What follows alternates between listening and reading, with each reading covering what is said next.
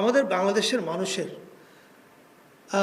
মধ্যে একটা হীনম্মন্যতার চাষ করা হয়েছে। আমাদেরকে বলা হয়েছে, শোনো, তুমি যে ভাষা কথা বলো এটা কিন্তু যথেষ্ট স্মার্ট না, খ্যাত।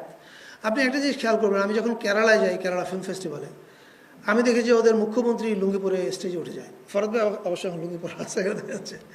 আমি হীনম্মন্যতায় ভুগছি, আমি প্যান্ট পরে আসি এখন। সো লুঙ্গি পরে উঠে যায়। আপনি মিডল ইস্টে যান, ওরা ওদের ট্র্যাডিশনাল ড্রেস পরে স্টেট প্রোগ্রাম ঘুরছে।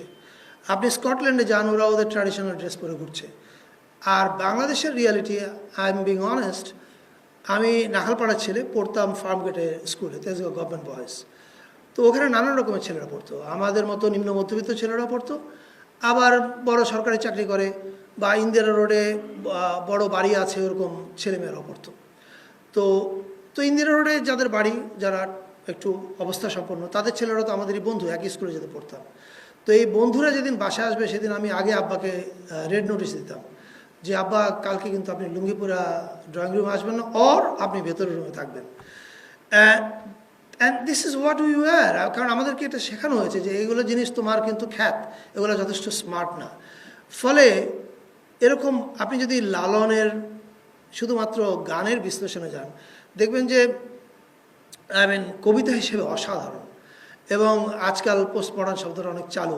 আমার ধরনের এটা পোস্ট মডার্নের চেয়েও পোস্ট মডার্ন। দিস ইজ, আপনি যদি এর ইমেজারের দিকে তাকান, এর ভাব এবং দর্শনের দিকে তাকান, তো এত স্মার্ট জিনিসও আমরা নিতে সাহস করলাম না কেন? আমাদের যখন 47-এর পরে, যখন আমাদের নিজস্ব পরিচয় খোঁজার প্রশ্ন আসলো, যখন পাকিস্তানিরা আমাদেরকে অত্যাচার করলেন, তখন আমাদের নিজস্ব পরিচয় খোঁজার প্রশ্নের সময় আপনি খেয়াল করে দেখেন, আমরা 60-এর দশক, 70-এর দশক, আমরা লালনের দিকে হাত বাড়ানি, কারণ এত যথেষ্ট স্মার্ট না, অথবা এটার সঙ্গে কলকাতার সঙ্গে মিলছে না লেন্সটা। এবং আপনি এই যে আমরা নিতে পারি নাই, আমাদের ওই সময়ের যারা কালচারাল ফোরফ্রন্টে যারা ছিলেন, যারা নেতা ছিলেন, তারা যে নিতে পারেন না, এটার দায় আমাদেরকে গত 54 বছর দিতে হয়েছে। 54 আই উড সে 2000 সালের পর থেকে অ্যাকচুয়ালি কালচারাল অ্যারেনাতে আমি বলবো তারা ক্ষয়িষ্ণু হয়ে পড়েছে। 2000 সালের পর থেকে আমি মনে করি যে সাংস্কৃতিকভাবে আমাদের এই অঞ্চলের মানুষ অনেক শক্তিশালী হয়েছে। তারা নিজের ভাষায় কবিতা লিখতেছে, রাইসুল লিখতেছে, আকাশে কালিদাসের লগে মেঘ দেখতেছি, এটা লিখতে রাইসুল লজ্জা লাগছে না। আমরা আমাদের ভাষায় আমাদের সিনেমা টেলিভিশন বানাচ্ছি, আমাদের কোনো লজ্জা হচ্ছে না। এই জিনিসটা 2000 পর থেকে কেটেছে। কিন্তু এটা যদি যখন পাকিস্তানিদের অত্যাচারের সময় আমাদের নিজের সাংস্কৃতিক পরিচয় খোঁজার দরকার ছিল, তখন লালনের মতো একটা বড় আইকনিক ক্যারেক্টারকে কেন আমরা নিতে পারলাম না? এইটা আমি মনে করি আজ থেকে 10, 15, 20 বছর পরে বাংলাদেশের পরের প্রজন্মের গবেষকরা গবেষণা করবে, এবং তখন ওখানে কেবল হীনম্মন্যতাই দেখতে পাবে, আর কিছু না। লালনকে উদযাপন করা বাংলাদেশে অনেক চ্যালেঞ্জিং একটা কাজ। এটা কতটা চ্যালেঞ্জিং হয়তো আমি এখন খুলে বলতে পারবো না, কোনো একদিন স্মৃতিকথায় লিখতে পারবো যে এটা কত জটিল কাজ। ধরেন আপনি অন্যান্য বিভিন্ন ধর্মের দুর্গাপূজা করা কোনো কঠিন কাজ না, বড়দিনের আয়োজনও কঠিন কাজ না, কিন্তু লালনকে জাতীয় পর্যায়ে ওন করা খুবই বড় কঠিন কাজ। আমি সরকারে ঢোকার আগে বুঝি নাই যে এটা বাধাগুলো কোথায়। ঢোকার পরে বুঝতে পারছি, ওরা বাবা, এর তো অনেক রকমের বাধা। যাই হোক, শেষ পর্যন্ত আমার আম্মা কোনোদিন কোনো স্কুলে যায়নি, উনি নিজেই পণ্ডিত। তো উনি আমাদেরকে বিভিন্ন ভিলেজ উইজডম বলতেন। তো একটা উইজডম ছিল যে নিয়ত ঠিক থাকলে নাকি আল্লাহ ব্যবস্থা করে দেয়। তো আমাদের নিয়ত ঠিক ছিল বলে সম্ভবত আমরা লালনের তিরোধান দিবসটা জাতীয় পর্যায়ে সেলিব্রেট করতে পেরেছি। এবং সেলিব্রেট করা একটা জিনিস, এবং একটা গুরুত্বপূর্ণ জিনিস হচ্ছে যে কুষ্টিয়ার যারা আখড়ার যারা শিল্পী এবং যারা ফকির, তারা এটাকে ওন করা, এবং তারা যেভাবে চায় কুষ্টিয়ার সেলিব্রেশনটা, সেটা সেভাবে হোক, এবং সেটা আমরা সেভাবে করতে পারছি বিকজ মঞ্চে যারা আছেন এদের প্রত্যেকের, ফরাদ ভাই সহ প্রত্যেকের সহযোগিতা এবং কুষ্টিয়ার আপাবর মানুষের সহযোগিতা আমাদের খুবই কাজে লাগছে। এবং I am really grateful to all of you and Kushtia যারা আছেন তাদের সবার কাছে। এখন লালন সেলিব্রেট করার ইন্টেলেকচুয়াল একটা প্রতিবন্ধকতা আছে, সেটা আমি একটু বলতে চাই। আপনি খেয়াল করে দেখেন যে আমি লালন বিশেষজ্ঞ না, ফরদ ভাইয়ের মতো। আমি লালনকে পড়ি জাস্ট কবিতা, ভাব, দর্শন এই হিসাবে।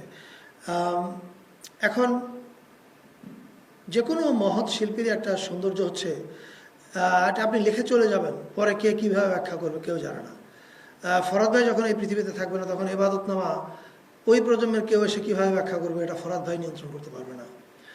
আমার ছবির ক্ষেত্রেও কোন ছবি কে কীভাবে ব্যাখ্যা করবে আমরা কেউ জানি না। এটা হচ্ছে ওই যে অ্যারো অ্যান্ড দ্য সঙের মতো, তীর ছুঁড়ে মারলাম, কোন ওক গাছে গিয়ে কী প্রতিক্রিয়া তৈরি করবে আমরা কেউ জানি না। লালনও অনেক তীর ছুঁড়ে গেছেন, সেই তীর এখনও বিভিন্ন মানুষকে বিদ্ধ করছে এবং আগামী সময় আরও 100, 200, 300 বছর যতদিন মানুষ বাংলা ভাষায় কথা বলবে বাংলাদেশ এই অঞ্চলের মানুষ তাদেরকে বিদ্ধ করবে। এক একজন এক এক রকম মানে নিবে নিজের মনের মধ্যে। এখন আমি প্রথম লালনের গান শুনি আসলে নাখালপাড়ায় না, শাহবাগ অঞ্চলে আসার পরে। এখানে আসার পরে দেখি যে আমাদের তরুণ ছেলেরা সবাই এক একজন লালন হতে চায়। এখন লালন হতে চায় বলতে আমি বোঝাতে চাচ্ছি না যে লালন যেই জীবন ধারণ বা জীবন চর্চা করতেন সেটাই তারা চর্চা করতে চায়, তা না। লালন এখানে একটা স্পিরিট অর্থে, একটা ফ্রি স্পিরিট অর্থে তারা এরকম হতে চায়। এখন মজার কথা দেখেন, আমি শাহবাগ এসে দেখলাম যে সবাই লালন হতে চায়, আধুনিক ছেলে এখনকার ছেঁকা খাওয়ার গান লিখছে, কিন্তু তার মনের মধ্যে লালন আছে। তাহলে লালন যদি এত প্রমিনেন্ট, এত পাওয়ারফুল হয়, এবং আপনারা যদি আমাদের এবারের কুষ্টিয়ার উৎসবটা দেখেন, আনবিলিভেবল। ডিসির হিসাবে 12 লাখ মানুষ, কিন্তু আমাকে ওখানকার লোকজন বলছে এটা 15 লাখ হতে পারে। এই যে এত মানুষ সেখানে গেল, এবং আমি কয়েক লাখ রিল যে দেখেছি আমার কোনো হিসাব নাই, কত মানুষ যে যার মতো করে রিলগুলো ছড়িয়েছেন, এবং প্রত্যেকটা রিল অনেক মানুষ দেখেছেন। তার মানে হচ্ছে লালন অনেকের কাছে রিলেভেন্ট। এই যে এত মানুষের কাছে লালন রিলেভেন্ট, তাহলে এই লালনকে আমরা আসলে কেন আমাদের ইন্টেলেকচুয়াল জগতে মুখ্য করে তুলতে পারলাম না? এটা আমাদের একটা বড় ব্যর্থতা। মুখ্য করে তুলতে পারলাম না এর কারণ আমরা এমন একটা হেজেমনিক ক্লাইমেটের মধ্যে আছি বা ছিলাম, এখন না। এখন আমি মনে করি পোস্ট জুলাই এটা অনেক বদলাবে, বদলাচ্ছেও। এই বদলটা আসলে 2000 পরবর্তী সময় থেকেই ধীরে ধীরে শুরু হয়েছে। রাইসু তার ভাষায় কবিতা লিখতে শুরু করেছে, সেখানে বদল শুরু হয়েছে। টেলিভিশনে আমাদের সময়ের অনেক ছেলে পেলে নিজেদের মতো করে ভাষা ব্যবহার করা শুরু করেছে, সেখানে এই হেজেমনিক পলিটিক্সকে চ্যালেঞ্জ করা শুরু হয়েছে। আর আরও অনেকেই করেছে, প্রচুর মানুষ করেছেন, সফা ভাইরা করেছেন, ফরহাদ ভাইরা করেছেন, ইন্টেলেকচুয়ালি নানান লেখার মধ্য দিয়ে। এখন এত গুরুত্বপূর্ণ যে লালন, এই লালন আমাদের ইন্টেলেকচুয়াল ফ্রন্টে কখনো মুখ্য হয়ে ওঠেনি। এর কারণ আমাদের এখানে সব কিছুই সম্ভবত দেখা হতো কলকাতার লেন্সে, অর্থাৎ ওই লেন্সে যেটা আধুনিক সেটা আধুনিক, আর যেটা ওই লেন্সে না তাহলে ওটাকে গ্রহণ করা যাবে না। তো আমি একসময় ডেলি স্টারে কন্ট্রিবিউট করতাম, ফলে আমি 3 নম্বরে ওদের যে অফিস ছিল সেখানে যেতাম, এবং সেখানে ওয়াহিদ ভাইয়ের সঙ্গে আমার প্রচুর আড্ডা হতো। আড্ডা মানে তর্ক বিতর্ক, ঝগড়াই বেশি হতো অ্যাকচুয়ালি, কিন্তু উনি আবার আমাকে প্রচুর ভাত খাওয়াতেন, মানে দুপুরবেলা লাঞ্চের দরকার পড়লে আমি ওখানে চলে যেতাম। তো সেখানে নানান বিতর্কের মধ্যে এই লালন নিয়ে প্রায় তার সঙ্গে আমার বিতর্ক হতো, এবং আমি তাকে বলতাম যে ওয়াহিদ ভাই, আমার কাছে মনে হয় যে আপনার ফোক বলেন, I think this is a politics. এই যে ফোক বলার অর্থটা হচ্ছে, দেখেন আপনি খেয়াল করে, যেই গানের ফর্মগুলা কলকাতার যারা মানে এলিট তাদের চর্চার সঙ্গে মিলে সেগুলো সংস্কৃতি, আর যেটা তাদের চর্চার সঙ্গে মিলে না সেটাকে হয় ফোক বানিয়ে দাও, মানে সাবকালচার, অথবা ফোকের পরে যেটা আসলো 90-এর দশকে যখন রক মিউজিক আসলো, তখন দেখলো যে এটা তো ফোক বলা আছে না, তাহলে এটাকে হোয়াট টু কল দিস, তখন তারা এটাকে ডাকলো অপসংস্কৃতি। এই যে কাউকে ফোক বানানো, কাউকে বানানো, যাকে যেটা বানানো বানিয়ে কালচারের মেইন ফ্রন্টটা শুধু তাদের হাতে থাকবে, এই রাজনীতিটা ওয়াজ ডেঞ্জারাস। এবং আমরা যে এবার চেষ্টা করেছি লালনকে জাতীয়ভাবে সেলিব্রেট করতে, এইটার বাধা অ্যাপারেন্টলি আপনাদের কাছে মনে হতে পারে যে বোধহয় ধর্মীয় গ্রুপ থেকে এসছে। আমি তো মনে করি না, সবচেয়ে বড় বাধা এসছে ইন্টেলেকচুয়াল গ্রুপের কাছ থেকে। আমি নিজে এটা সাক্ষী। আর মাঠে আয়োজনে ফরহাদ ভাই ছিলেন, ওনারা ভালো বলতে পারবেন যে ওনারা আদৌ কোনো ওখানে কী ধরনের বাধা ফেস করছেন।